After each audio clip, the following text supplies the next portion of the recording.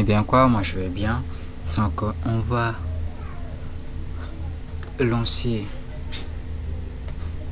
VMware.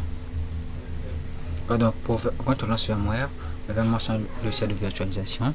Donc lorsque vous voulez vous connecter à VMware sur le cloud, c'est ici.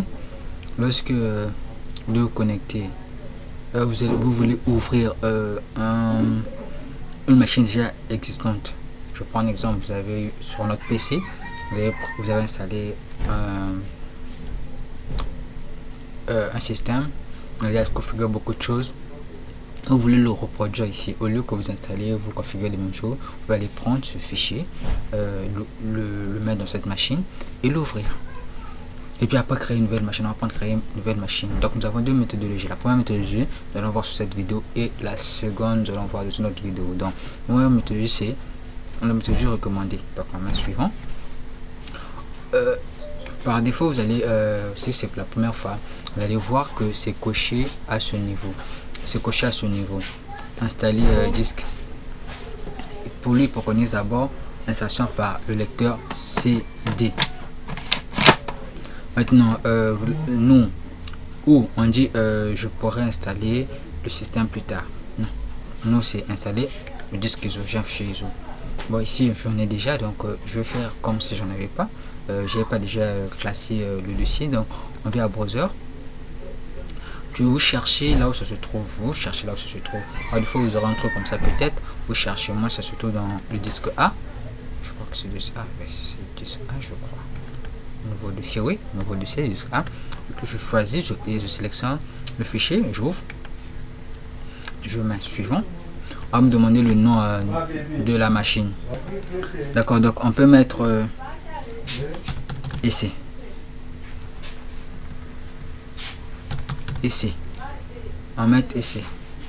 On va appeler cette machine essai. D'accord, donc on met suivant. On nous propose le nombre de gigas. Bon, vous pouvez, il recommande ça. Bon, on va mettre 20. On va pas utiliser cette machine. On met 20. Sinon, mettez par rapport à mettez par rapport à l'espace de votre disque C. Mais qu'on va vérifier avant de revenir. Vous voyez ici, j'ai 142 gigas de mémoire. Donc, il faut prendre en compte cette mémoire. Vous pouvez pas mettre comme vous voulez. Ça prend en compte la mémoire de la machine physique. Donc on va mettre 25. Le suivant. Ici ça veut dire que nous voulons lancer la machine. Nous voulons lancer la machine. D'accord, donc lorsque vous avez ici, ça veut dire allumer la machine virtuelle après création. Donc on peut la créer, on allume. Non, on va pas le faire. On va mettre finish. On va pas lancer. On va de lancer. Maintenant on va à la description. On va aller à éditer la machine. À éditer machine. Ils nous ont pas demandé combien de RAM j'aimerais utiliser. Ils ne m'ont pas demandé le nombre de processeurs. Voilà la version recommandée. Ils m'ont demandé que le nombre de gigas. Ils ont mis ça en NAT. Sachant que moi parfois je voulais pas que ça soit en NAT. Donc pour pouvoir modifier, vous venez à éditer. Vous venez à la mémoire, nous sommes déjà à la mémoire. Donc vous pouvez définir la mémoire comme vous voulez. 2 gigas par exemple. Comment on appelle ça?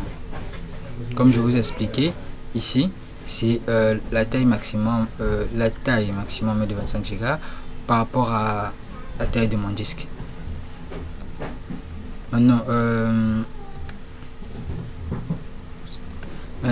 pour pouvoir changer par exemple l'adaptateur réseau, donc il faudrait, vous avez le NAT,